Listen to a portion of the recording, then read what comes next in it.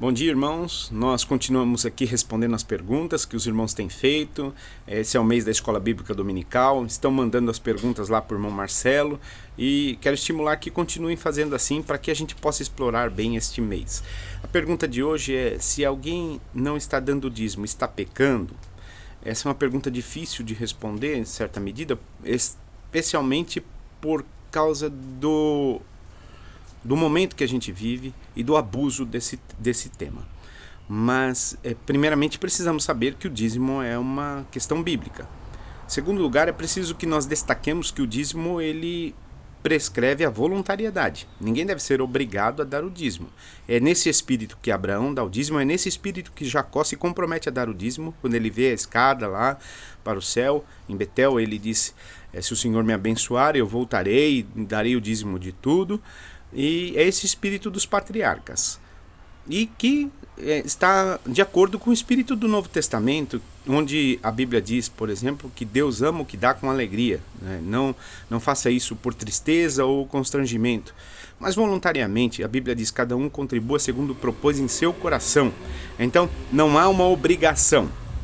Todavia, houve um período da história bíblica em que, após a instituição da nação de Israel, o pacto mosaico, né, vêm as leis e impõe-se sobre o judeu o dever de contribuir, o dever de dar o dízimo. O dízimo, então, essa 10ª parte dos rendimentos, dado anualmente.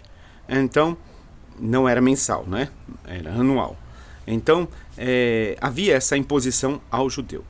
É nesse espírito de obrigação que Malaquias, profeta de Deus, vem cobrar o povo judeu. E nesse espírito e nesse entendimento é que aqueles que não dão dízimo são chamados de ladrões.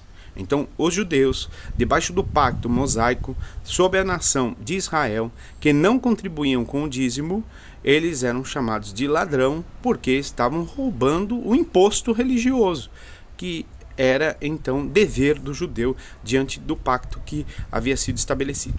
Bom, no Novo Testamento, então, nós temos a leitura que Jesus faz da lei, e dizendo assim, por exemplo, quando ele em Mateus 5 diz assim: ouviste o que foi dito aos antigos, não matarás, eu porém vos digo, qualquer que se irá contra seu irmão, xingar seu irmão, sem motivo, não é?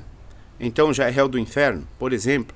E ele vai então deixando a lei para nós, para seus discípulos, mais aguda e mais severa, e dizendo assim: se a vossa justiça não exceder a justiça dos fariseus, de modo nenhum entrareis no reino dos céus.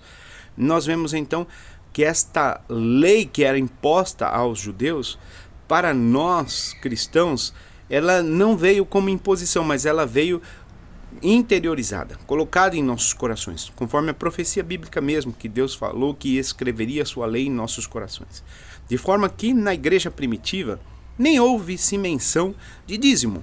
Até porque os primeiros irmãos, eles, diz a Bíblia, vendiam suas propriedades, seus bens, e depositavam tudo aos pés dos apóstolos. E essa é a compreensão bíblica da mordomia cristã. O Novo Testamento diz isso: tudo que temos pertence ao Senhor. Não apenas a 10ª parte, mas tudo que nós temos. Então, para que serve a lei? A lei serve para estabelecer o mínimo. Bom, quando a lei disse não matarás, o Espírito de Deus, o desejo de Deus era que nós não nos irássemos. Mas ire-se, não se ponha o sol sobre a sua ira.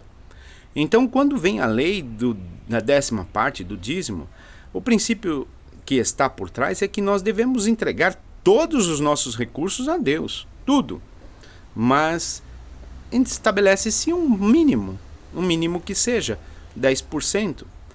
Agora, dizer mais aos irmãos: o Novo Testamento está preservando, sobretudo, o caráter voluntário do dízimo. Então, não há uma imposição. Como Abraão deu o dízimo voluntariamente, os cristãos devem contribuir voluntariamente. Se não há essa voluntariedade, perde-se a utilidade do dízimo. Por quê? Pode ser que esse dinheiro vá inflar os caixas das igrejas, vá trazer contas positivas para as igrejas, mas não agradará a Deus. Aliás, se alguém vai contribuir com raiva do irmão, já invalidou a sua oferta, é o que diz lá Jesus em Mateus capítulo 5. Então é preciso levar muito a sério a questão espiritual por trás desta oferta. E é claro que quem não está contribuindo está, na verdade, abrindo mão de um privilégio. A palavra de Deus diz, Provérbios diz, honra o Senhor com as primícias das tuas fazendas, para que se encham os teus celeiros.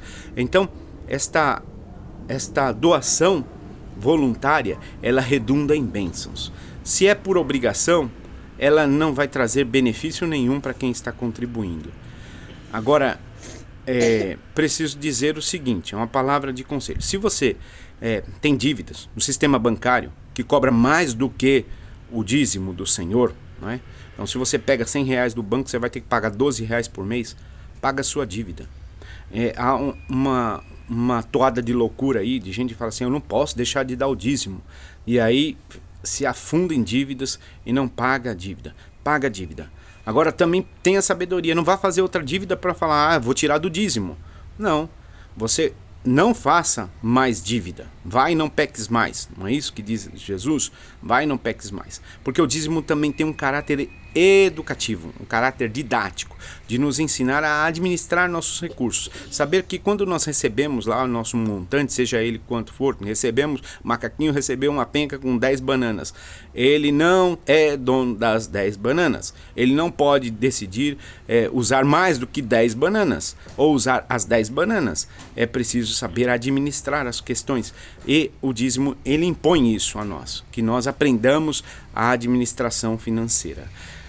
E por último, eu preciso dizer o seguinte, embora eu tenha sublinhado a questão da voluntariedade, e talvez até pense que se alguém está dando dízimo de forma obrigatória, constrangido, está ofendendo o Espírito do Novo Testamento, o Espírito de Deus, preciso dizer também que se você entra para uma igreja e na igreja diz, por exemplo, no seu estatuto, que é dever do seu membro, do membro da igreja, contribuir com seus dízimos, e você não contribui, você está pecando, porque você está quebrando um acordo, porque o acordo que está feito estabelece que é dever do membro contribuir com dízimos e ofertas.